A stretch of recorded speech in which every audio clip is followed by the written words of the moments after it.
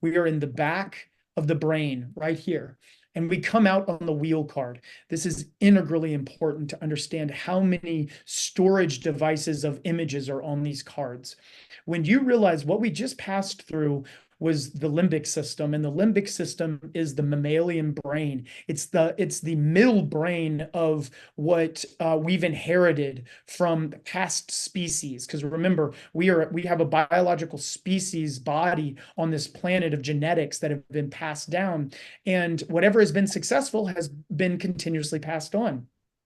So we have three brains as a human. We have a lower reptilian brain. That's the first species that conquered this planet, the dinosaurs, the reptiles, and they persisted on. They didn't have conscious awareness in the regard that we do, but they had enough that they could interact with its environment in a level enough that passed on those genetics. And then the mammals came in. The mammals had connection and emotional stability. And so, now we can understand why we have family, and mapping in the limbic system, because we need connection in order to continue our survival. And then we have the neocortex, which is what humans have, that we can have top-down thinking and higher ways of understanding things. Well, if you look at the wheel card, man, it's pretty spectacular. So the wheel card is all about the idea of cycles and patterns. And when you look at the wheel card, you can see there's a snake that comes around to a man with a dog head, that comes around to a man on a lion's body.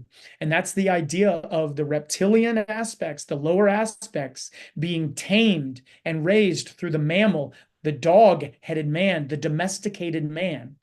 And then it comes around, and now it's a lion with a man's head, where the king of the jungle now also has higher awareness and consciousness with the sword of knowledge.